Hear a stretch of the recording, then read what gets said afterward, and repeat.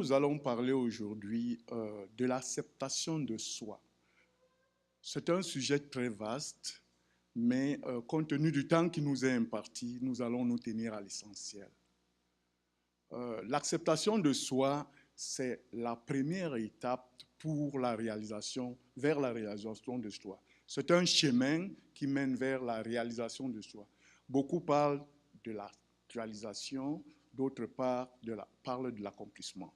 Donc, ces termes sont inchangeables. Pendant les quelques minutes qu'on va s'entretenir, on va utiliser ces termes qui sont les mêmes, qui veulent dire la même chose. Compte tenu du temps que nous avons, nous allons essayer de comprendre ce que c'est que l'acceptation de soi, cerner un petit peu son importance, mais ce qui est plus intéressant, c'est de partager avec vous quelques techniques qui nous permettront de nous accepter nous-mêmes. Alors, et de devenir d'abandonner ce qu'on a été pour ce qu'on doit être. C'est ça. Allez-y. Pour illustrer mon propos, j'ai fait appel à un éminent psychologue américain, Abraham Maslow, reconnu par ses travaux sur les besoins humains. Alors, ces travaux sont résumés par ce qu'on a appelé la pyramide des besoins de Maslow. Comme vous voyez sur le tableau, cette pyramide identifie 5 classes de besoins, mais ces besoins les 5 classes sont réparties en 2 groupes essentiels, en 2 catégories essentielles. Au niveau du bas de l'échelle de la pyramide, vous voyez les besoins fondamentaux, qu'on appelle aussi besoins inférieurs.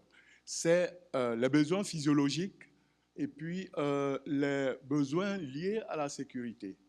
Plus haut, c'est les besoins de croissance personnelle.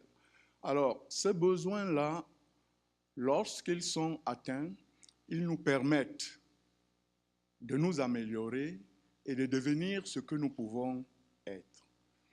Alors, c'est ce besoin-là qui nous intéresse aujourd'hui parce qu'ils vous permettent, dans le chemin de la recherche vers ces besoins-là, vous allez travailler vous-même, vous allez être l'acteur de votre développement, de votre croissance personnelle. Merci. D'un autre côté, nous avons également fait appel à un éminent métaphysicien, le docteur Dukeli, dont les travaux portent aussi sur la condition humaine et sur le développement du potentiel humain. Alors, ce monsieur-là, pour lui, les besoins de croissance personnelle dépendent de 3 éléments. Le premier élément, c'est l'acceptation de soi dont nous allons parler tout à l'heure. Et l'acceptation de soi, c'est l'habilité que nous pouvons avoir de nous accepter de façon inconditionnelle. On va y revenir tout à l'heure puisque c'est notre sujet. Le deuxième élément, c'est la responsabilité personnelle. Alors, vous êtes responsable, totalement responsable de vos choix et de vos actes. Tout à l'heure, là-bas, à 16 heures, quand on ira sur le terrain, il y a des entraîneurs qui vous donneront certaines indications, mais vous avez l'obligation, si vous voulez progresser, de vous prendre en charge vous-même. Alors ça, c'est la responsabilité personnelle. Le troisième élément qui mène vers l'accomplissement de soi, c'est le libre arbitre. Vous n'êtes pas obligé, personne au monde ne doit vous obliger à faire ce que vous ne voulez pas. Si vous voulez avancer, vous devez faire vous-même ce que vous voulez faire. Alors c'est ça le libre arbitre. Bon, et ces 3 éléments, oui, ces 3 éléments mis ensemble, leur mariage, c'est leur mariage qui amène à l'accomplissement de soi, à la réalisation de soi ou bien à l'actualisation de soi. Cette synergie n'est que le résultat d'un processus inné de développement qui nous pousse, nous, à devenir ce que nous devons être. et à progresser vers au-delà des besoins inférieurs, on a parlé des besoins inférieurs, pour des besoins les plus nobles. Alors, les gens accomplis, c'est des gens ordinaires comme vous et moi, mais qui réussissent à éviter tous les obstacles qui les empêchent d'atteindre leur propre potentiel. Et retenez qu'un homme, ou bien une femme, ou bien une personne accomplie, sait ce qu'elle est. Raymond parlait tout à l'heure de savoir qui on est. C'est ce qu'elle est et pourquoi elle est ce qu'elle est. Bon, alors, ceci dit, nous allons essayer de comprendre ce que c'est que l'acceptation de soi. Merci. C'est l'habilité d'accepter inconditionnellement, nous accepter inconditionnellement tel que nous sommes et pour qui nous sommes. Il n'y a pas de si à cela. Vous vous acceptez, même si vous êtes laid. Vous vous acceptez si vous êtes beau. Vous vous acceptez si vous êtes heureux. Vous vous acceptez si vous êtes triste. Donc, il n'y a pas de si, c'est inconditionnel. Vous devez vous accepter pour ce que vous êtes actuellement là. Alors, si vous avez peur, acceptez-vous comme ça. Dites-vous que je suis une personne qui a peur. Acceptez-vous. Donc, l'acceptation de soi, c'est l'habilité de les accepter d'une façon inconditionnelle. Maintenant, vous avez tous, nous avons tous des défauts, nous avons des vertus, nous avons des choses qu'on fait bien, d'autres qu'on ne fait pas bien. Mais s'accepter, c'est accepter tout cela. Nous nous acceptons avec tous nos défauts, tout ce qu'on a de bon, tout ce qu'on a de mauvais. C'est ça aussi, l'acceptation de soi. Bon, vous, certains d'entre vous ne sont peut-être pas heureux. Quand ils se mettent devant un miroir, ils se voient, ils ne sont pas contents, ils ne sont pas heureux.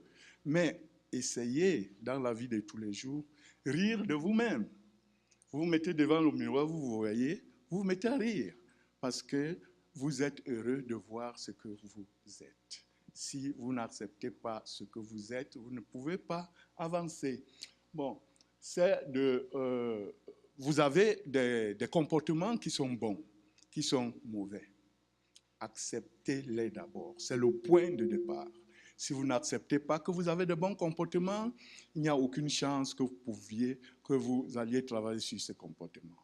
Si vous acceptez que vous avez de bons comportements, alors vous pouvez les maintenir ou les améliorer. Merci. Ce qui est maintenant encore plus important, c'est de vous regarder vous-même et non regarder les autres. Parce qu'on a toujours tendance à se comparer aux autres. Vous allez aller tout à l'heure à 16 heures sur le terrain.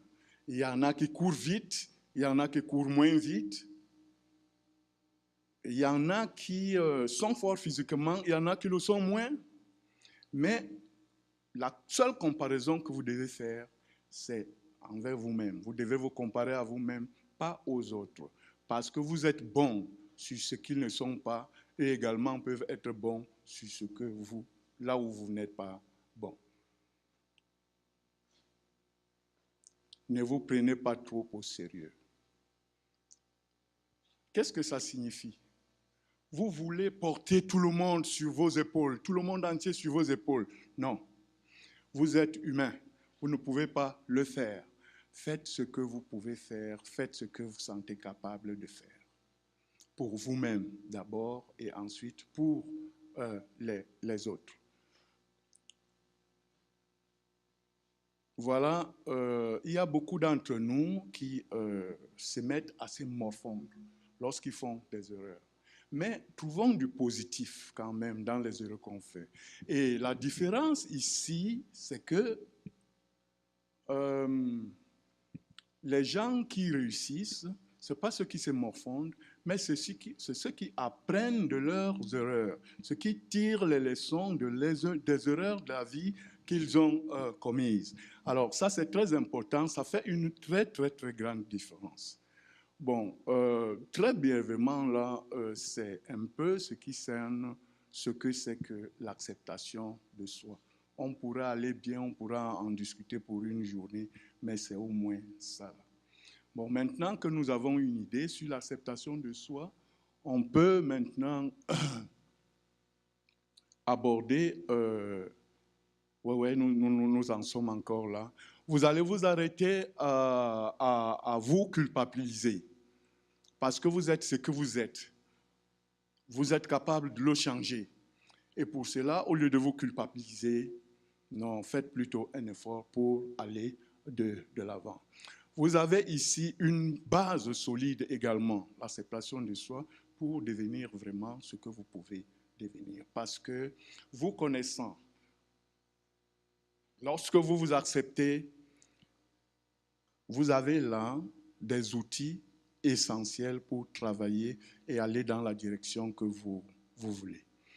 Bon, nous continuons, s'il vous plaît.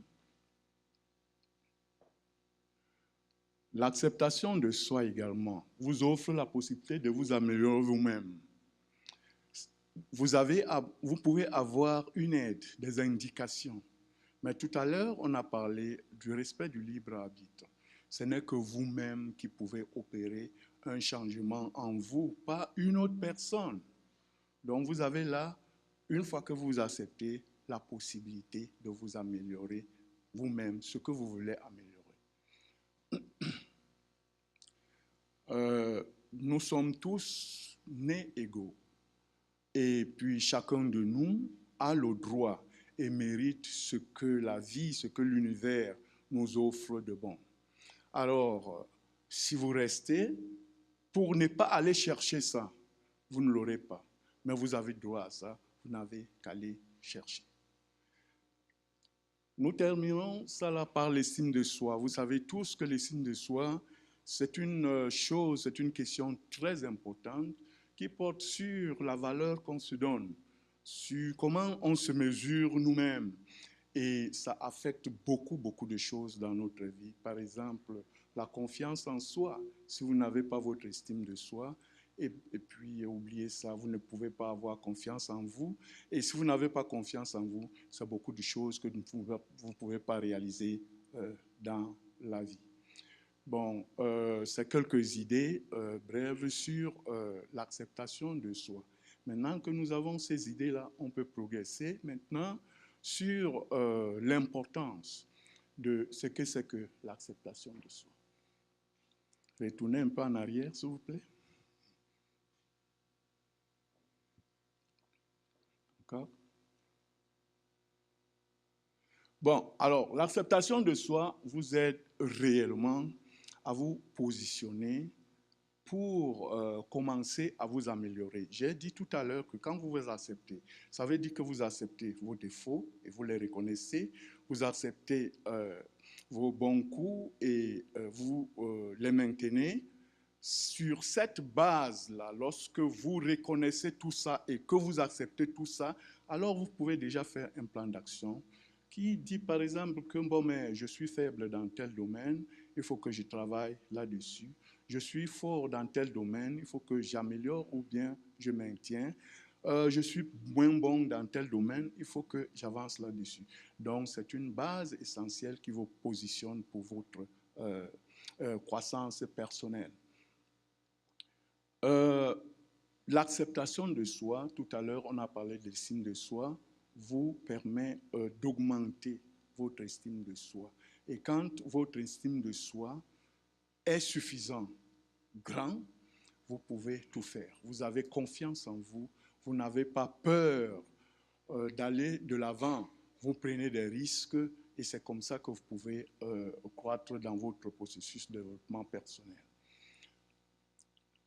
La connaissance de soi vous permet de construire vous-même ce que vous devez devenir.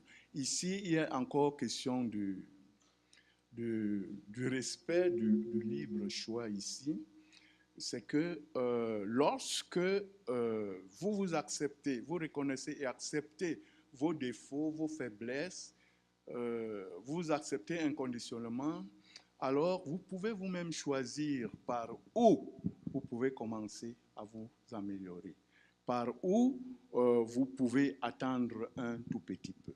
Donc c'est vraiment essentiel.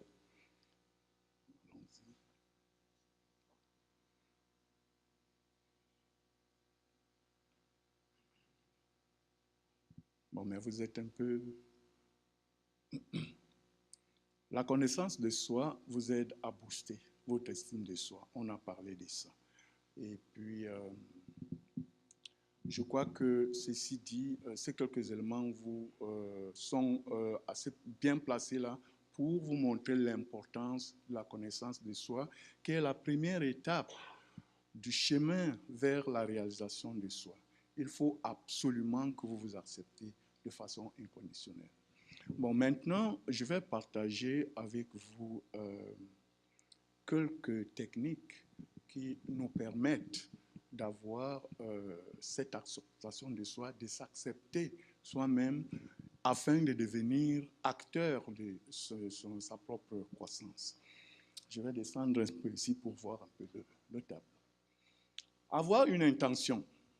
L'acceptation de soi commence toujours par une intention. Il est essentiel qu'on ait pour nous une intention qui nous permet de rompre avec la culpabilité, le doute et puis la honte. Et puis plutôt avancer maintenant vers un mode de vie où il n'y a pas de culpabilité, où il y a l'acceptation et la confiance en soi.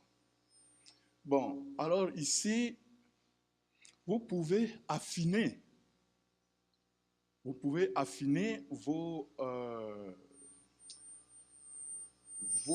besoins pour pouvoir avancer en faisant une liste. Et cette liste-là, elle peut commencer par les choses les plus importantes que vous avez réalisées dans la vie. Vous pouvez même commencer à vous dire, je suis une personne gentille, tout simplement. Et puis, de la même manière, vous devez avoir une liste de toutes les réalisations que vous avez faites, de toutes les difficultés que vous avez pu remonter, de toutes les personnes que vous avez touchées au mieux. Et cette liste-là, vous la gardez à côté de vous et vous la consultez régulièrement. Si vous faites cela, vous allez voir que vous allez avoir une vie où il n'y a pas de culpabilité, mais une vie plutôt de paix. Considérez, célébrez vos forces et vos succès.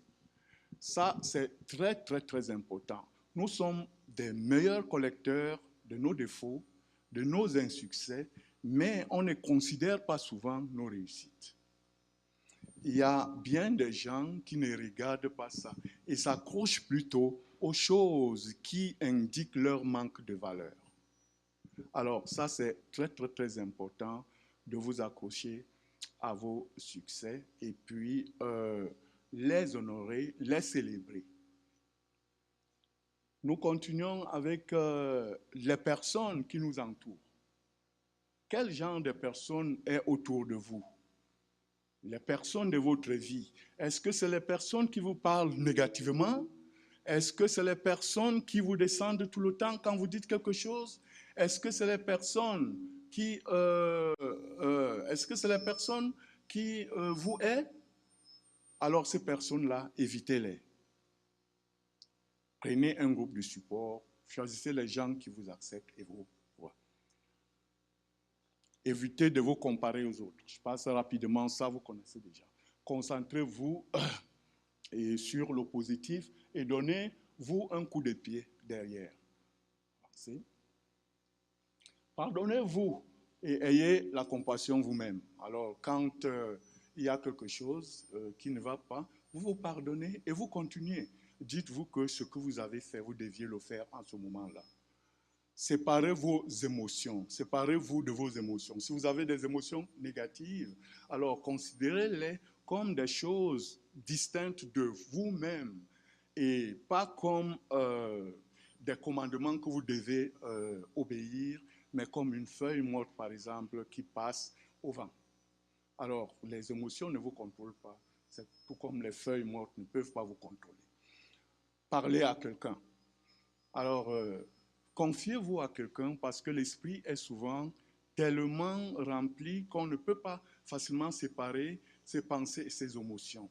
Mais si vous parlez à quelqu'un, à un ami, à une épouse, à un époux, à un collègue de travail, à quelqu'un d'autre, ça peut vous permettre à vous comprendre réellement. Bon, alors, sur les techniques, on s'arrête là. Vous pouvez retenir une ou deux, celles qui vont pour vous et qui marchent. Vous n'êtes pas obligé d'apprendre toutes. C'est brièvement ce qu'on a voulu vous présenter sur l'acceptation de soi. Mais en conclusion, je vous demanderai de retenir trois petites choses. La première chose, c'est que c'est la première étape vers la réalisation de soi. C'est la première étape vers votre croissance. La deuxième chose, c'est que la pratique de l'acceptation de soi vous assure une vie de paix, vous conduit à un mode de vie parfait et c'est une base solide, importante qui vous permet de construire sur quelque chose où vous pouvez grandir personnellement.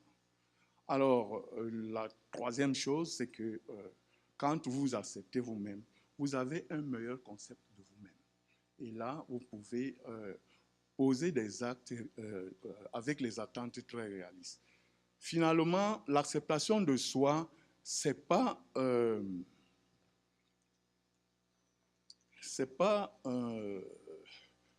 un processus, mais ce n'est pas une destination. Ça veut tout simplement dire que c'est quelque chose que vous pouvez renforcer, que vous pouvez améliorer. Mais le défi ici, c'est d'apprendre à embrasser le soi de telle manière qu'il soit entièrement partie intégrante dans votre processus de croissance et de développement. Alors, je vous dirai, pour finir, que acceptez-vous inconditionnellement et dès aujourd'hui, dès maintenant, abandonnez ce que vous avez été pour qui vous allez devenir. Merci pour votre attention. S'il y a des questions.